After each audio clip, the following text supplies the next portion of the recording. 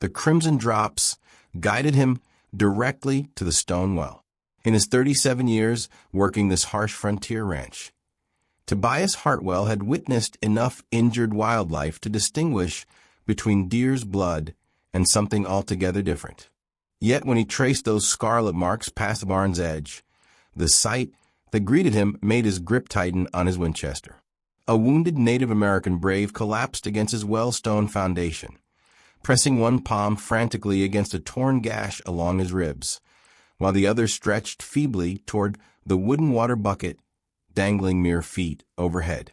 The warrior's chest rose and fell in ragged, agonized rhythms, his coal-black eyes cutting through the haze of suffering to follow Tobias's every motion with the wariness of prey expecting predators from all angles.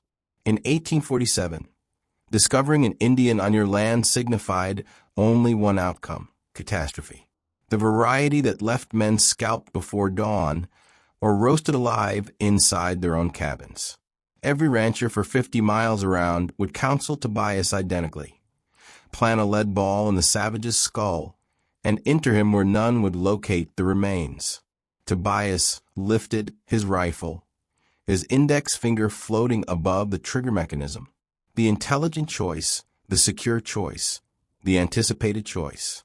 Yet something within those obsidian eyes halted him completely.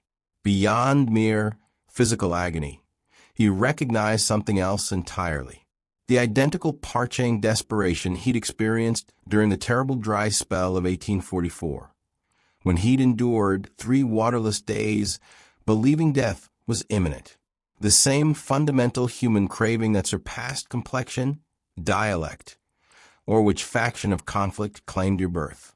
The brave attempted speech, his mouth split and bloodied, producing only the faintest whisper: water. Tobias dropped his weapon and grasped the bucket. His fellow settlers would brand him mad. His sibling back in civilization would declare frontier isolation had corrupted his judgment. Perhaps they'd prove correct. But kneeling beside this injured outsider, guiding the wooden rim between his lips and observing him drink like someone rescued from drowning, Tobias understood one absolute truth. He was about to transform both their destinies permanently. What Tobias couldn't foresee was that this bleeding warrior represented far more than merely another tribal member. The events that followed would draw more horsemen to his property than he'd witnessed throughout his entire existence.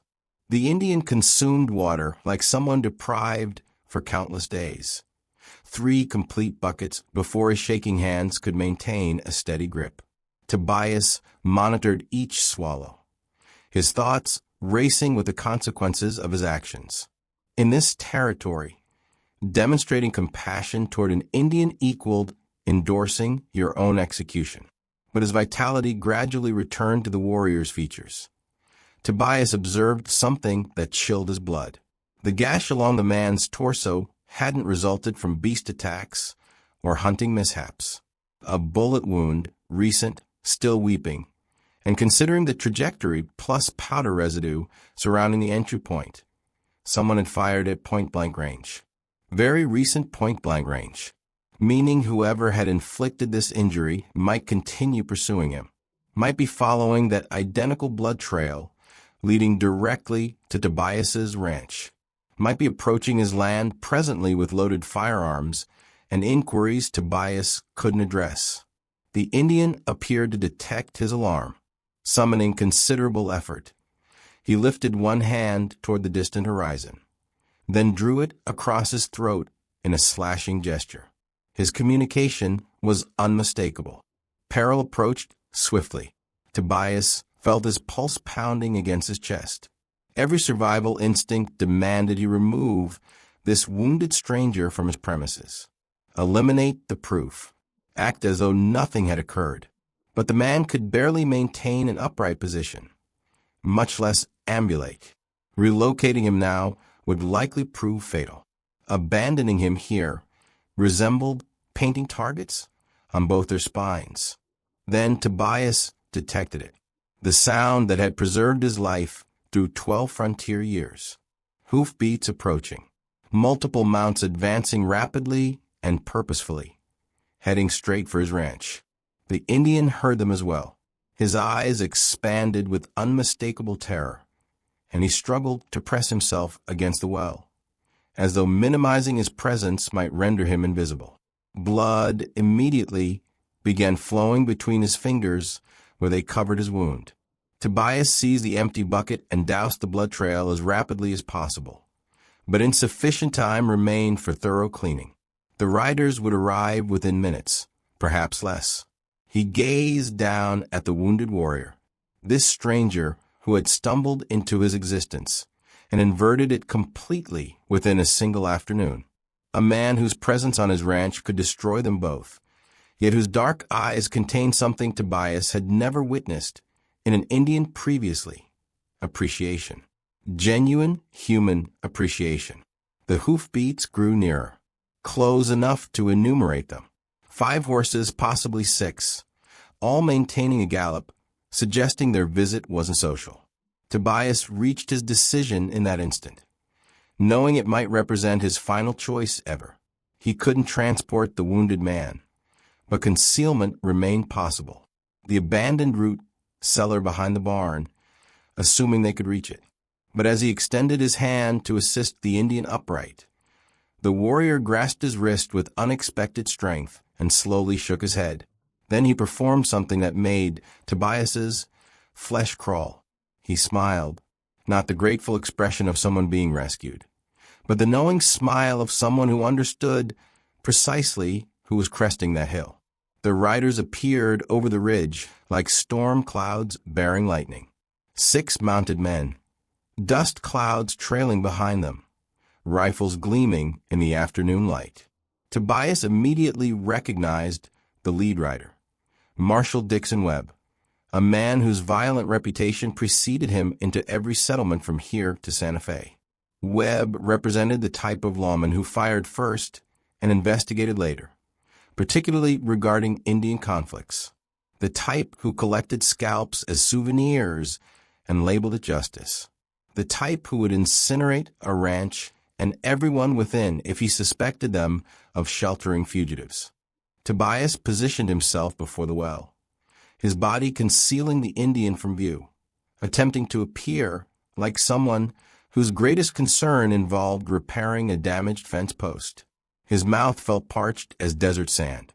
Webb reined his horse just 10 feet away, close enough for Tobias to observe the cold calculation in his pale blue eyes.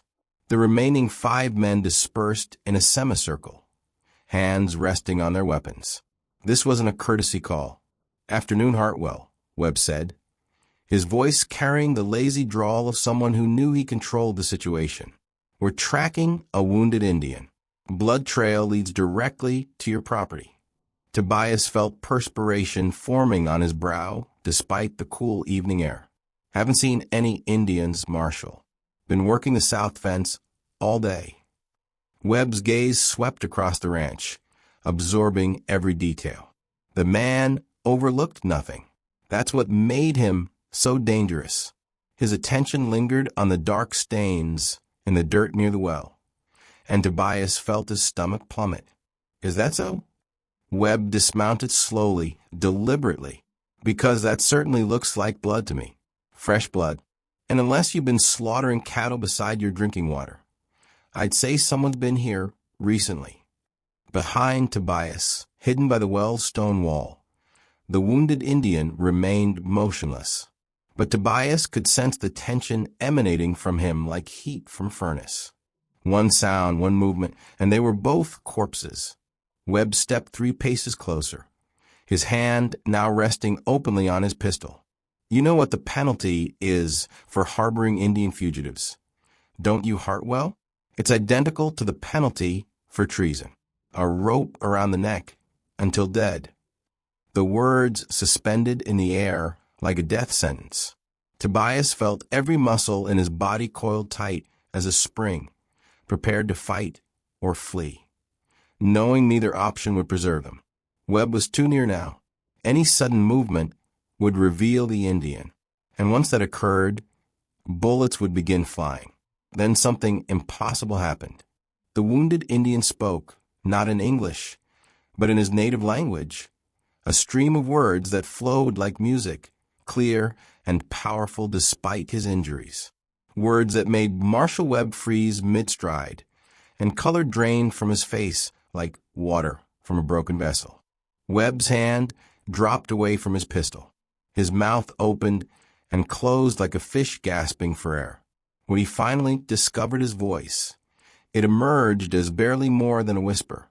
"Dear God, you're him." The other 5 riders immediately dismounted, their weapons forgotten. Their faces displayed the same mixture of shock and something resembling fear. But not the kind of fear men show when confronting an enemy. The kind of fear men show when they realize they've just committed a terrible, terrible error. Webb turned to Tobias, his face now pale as winter snow. "Do you have any idea who you've been helping?" Tobias stared at Marshal Webb's terrified expression, his mind spinning like a wagon while trapped in mud. In 12 years of frontier existence, he'd never witnessed the ruthless lawmen display fear of anything. Not outlaws, not wild beasts, not even the Apache war parties that had reduced 3 settlements to ashes just last summer. But now, Webb appeared like someone who had just encountered Spectre. The wounded Indian spoke again, this time in perfect English, his voice carrying an authority that seemed to fill the entire ranch. "Tell him who I am, Marshal. Tell him why you rode so hard to locate me." Webb's atoms apple-bobbed as he swallowed hard. When he finally spoke, his voice cracked like an adolescent's. "This is Ayanna, son of Chief Takakota of the Northern Apache. He's the one who negotiated the peace treaty with Fort Richardson last spring." Tobias felt the ground shift beneath his feet. The peace treaty. The same treaty that had ended 3 years of brutal warfare between the settlers and the Apache. The same treaty that had preserved hundreds of lives on both sides. The same treaty that had made it safe for families to settle in this territory without fear of midnight raids. And he'd been giving water to the man who'd made it all possible.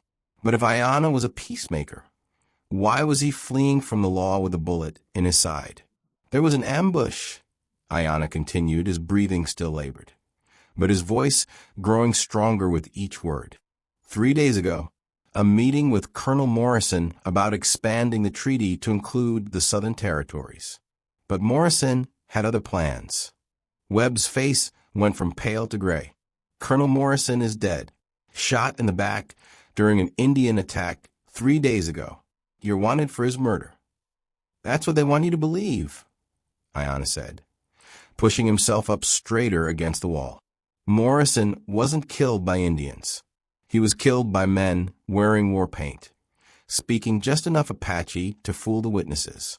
Men who knew exactly when and where we would meet." The implications struck Tobias like a physical blow. Someone had staged Morrison's murder to frame Ayanna. Someone who wanted the peace treaty destroyed. Someone who wanted the territory to burn again. "Who?" Webb asked, though his expression suggested he already suspected the answer. Ayanna's dark eyes hardened like flint. "The same men who've been selling guns to the renegade tribes. The same men who've been making a fortune off this war. The same men who sent you to hunt me down instead of looking for the real killers." Webb took a step backward, his hand moving unconsciously toward his weapon before stopping. "You're talking about treason, about corruption in the territorial government. Those are serious accusations. And they'll remain accusations until I can prove them," Ayanna replied. "Which is why they need me dead before I reach the Apache Council tomorrow. Why they put a bullet in me and left me for dead. Why they're counting on men like you to finish what they started." Tobias watched this exchange with growing dread. He'd thought he was just helping a wounded stranger. Instead, he'd stumbled into the middle of a conspiracy that could tear the entire territory apart. But what chilled him most was the realization that if Ayanna was telling the truth, then Marshal Webb hadn't come here to arrest a fugitive. He'd come here to commit murder. The silence stretched like a taut rope about to snap. Webb's 5 men shifted nervously in their saddles, hands hovering near weapons, eyes darting between their marshal and the wounded Apache who had just accused half the territorial government of murder and treason. Tobias could see the war happening behind Webb's eyes. The marshal was trapped between duty and truth, between orders and conscience. And men like Webb didn't handle moral dilemmas well. They usually solved them with bullets. "Even if what you're saying is true," Webb said slowly, "I have my orders. You're wanted for Morrison's murder. I'm supposed to bring you back dead or alive." "Dead would be more convenient," Ayanna replied. His voice steady despite the pain etched across his face. "Dead men can't testify. Dead men can't reveal who really benefits from another Indian war." One of Webb's men, a young deputy with nervous eyes, leaned forward in his saddle.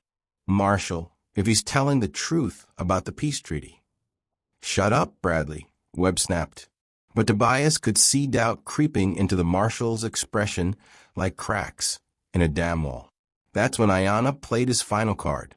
Reaching into a leather pouch at his belt with trembling fingers, he pulled out a folded piece of paper stained with blood. "This is why they tried to kill me. A letter from Colonel Morrison, written the night before he died."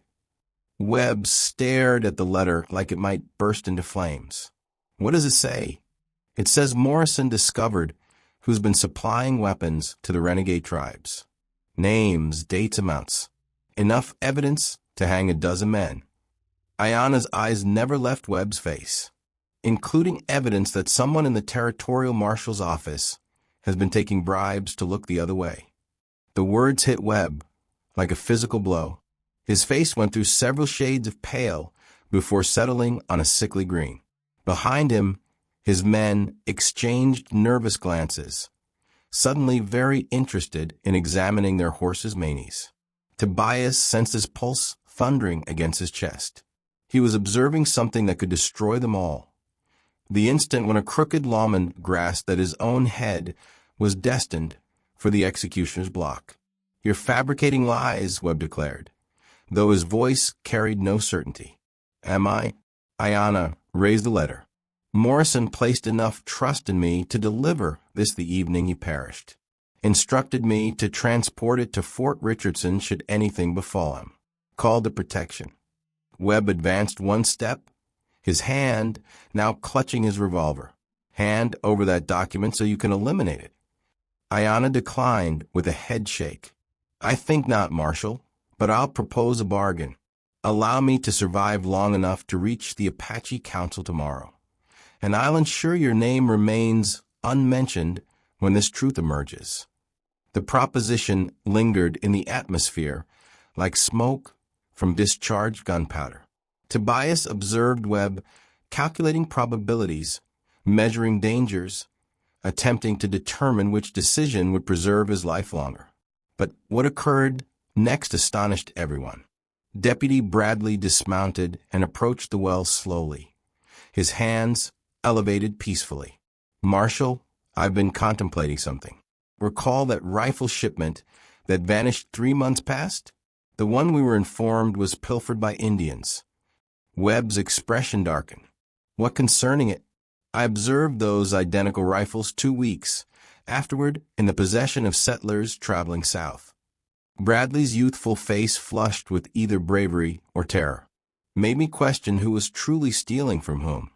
The confession fractured something within the group.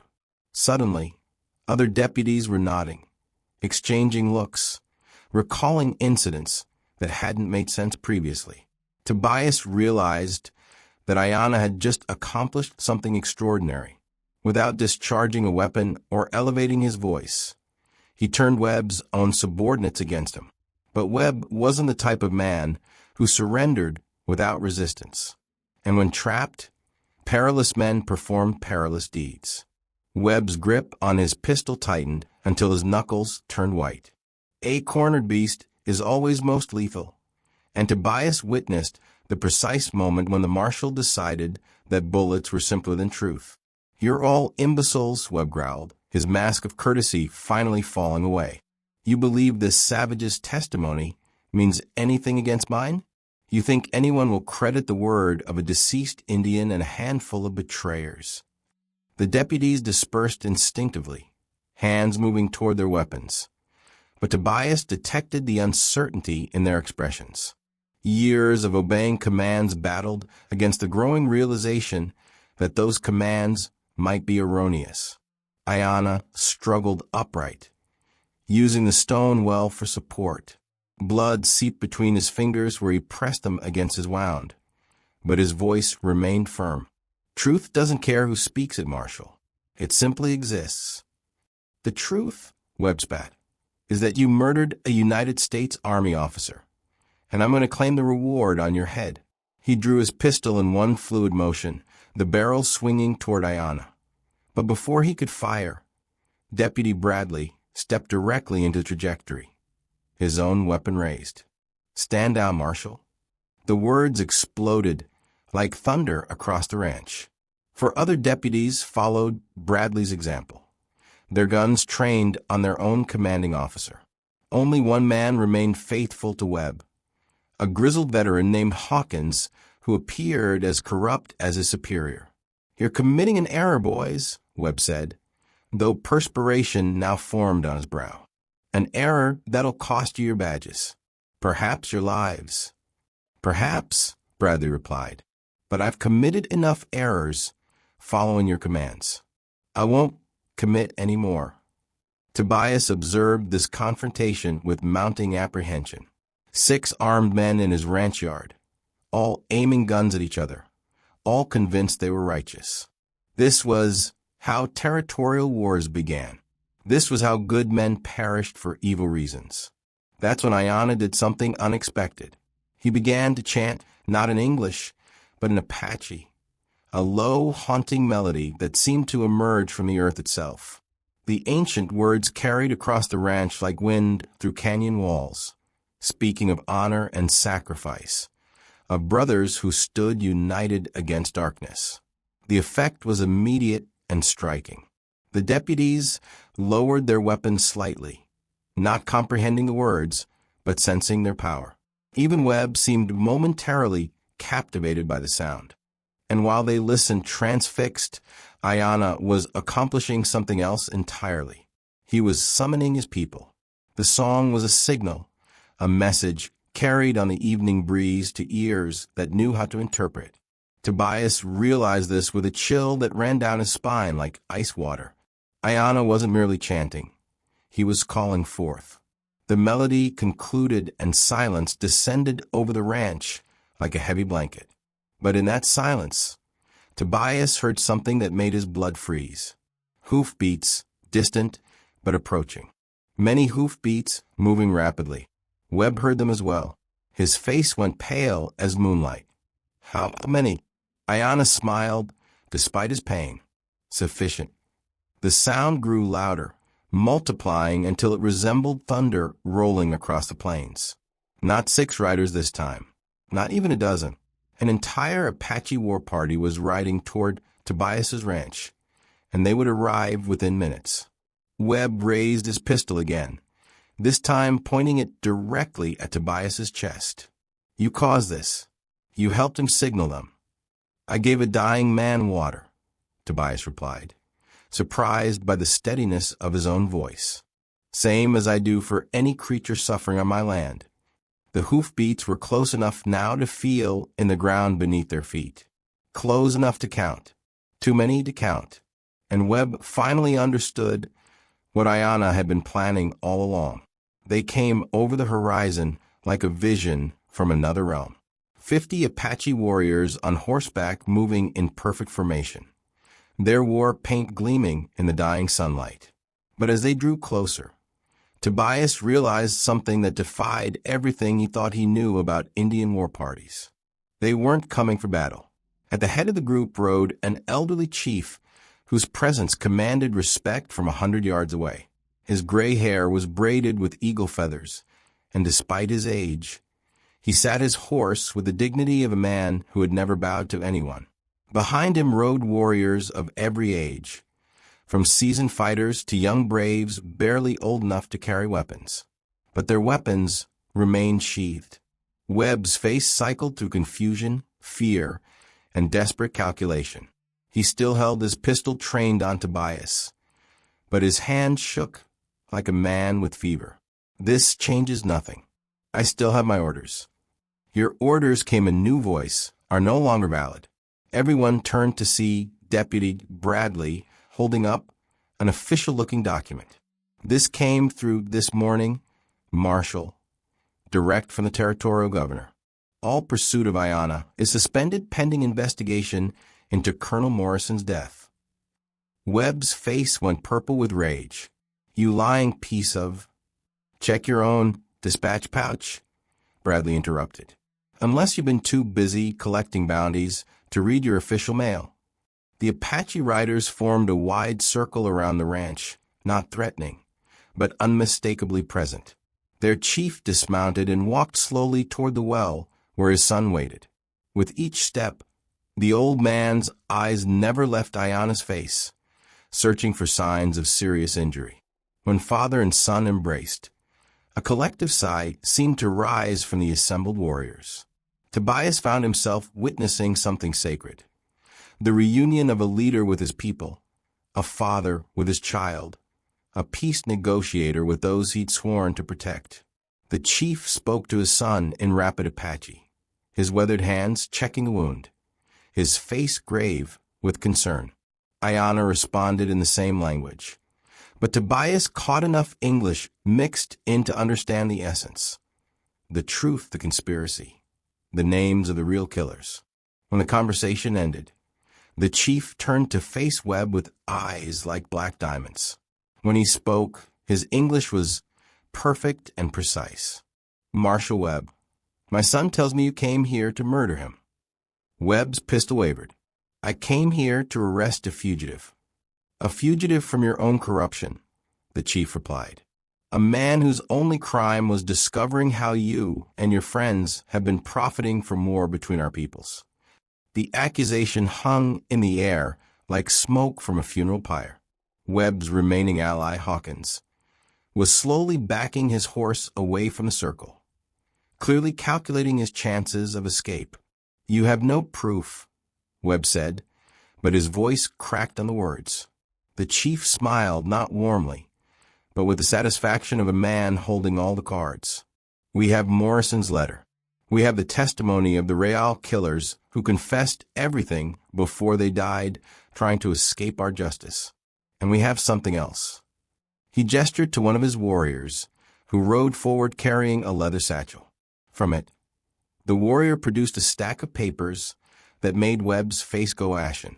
"Your correspondence with the gun runners," the chief continued.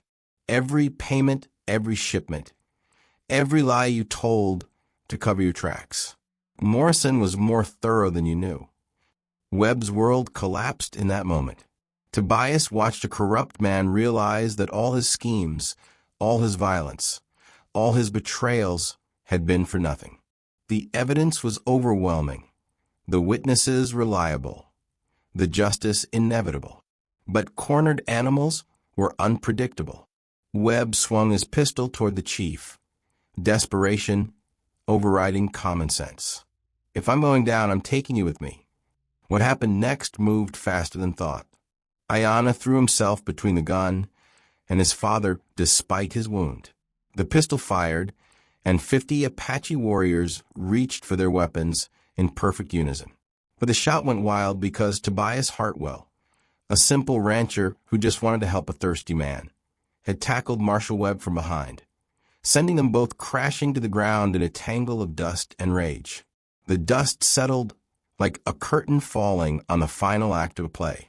Webb lay motionless beneath Tobias, his pistol thrown clear by the impact.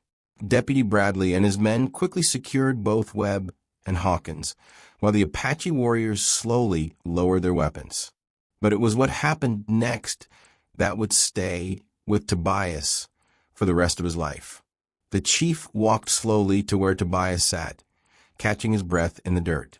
The old man's weathered face showed no expression as he studied this white rancher who had risked everything for a stranger. Then, without warning, He placed both hands on Tobias's shoulders and spoke in Apache words that carried the weight of ceremony, of honor, of recognition. Ayanna translated, his voice thick with emotion. He says you are now brother to our people.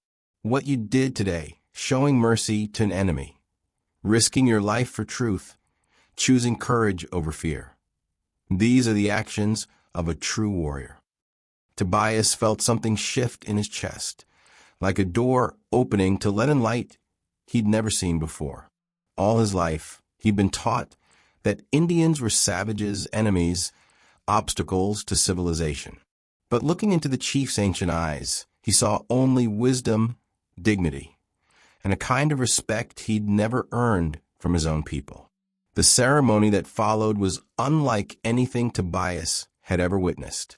The Apache warriors dismounted and formed a circle around him. One by one, they approached and touched his hand, not a handshake in the white man's fashion, but something deeper, a recognition of kinship that transcended skin color or culture. When the last warrior had paid his respects, the chief presented Tobias with a gift that took his breath away, a war lance decorated with eagle feathers and intricate beadwork, its shaft worn smooth by generations of hands.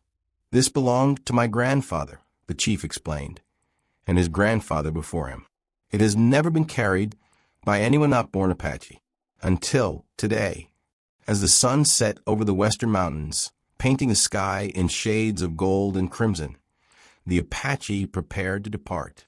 Ayanna's wound had been properly treated by the tribal medicine man, and though he was still weak, he would live to see the peace treaty expanded and the real conspirators brought to justice.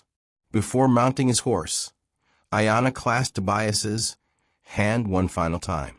You saved more than my life today, brother. You saved the peace between our peoples. I just gave a thirsty man some water, Tobias replied. Sometimes, Ayanna smiled. That's how the world changes. One cup of water at a time. 24 hours later, they were gone. But they left behind something precious. Proof that in a world full of hatred and fear, simple human decency could still work miracles. Webb and Hawkins were tried and convicted of treason, corruption, and conspiracy to commit murder. The gun-running operation was dismantled, and the peace treaty was not only renewed but expanded to include all the tribes of the territory.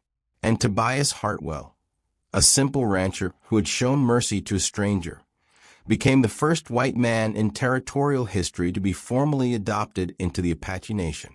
Because sometimes in the brutal landscape of the Old West, the greatest battles weren't won with guns or violence, but with something far more powerful: the courage to see enemies as human beings and the wisdom to choose compassion over fear.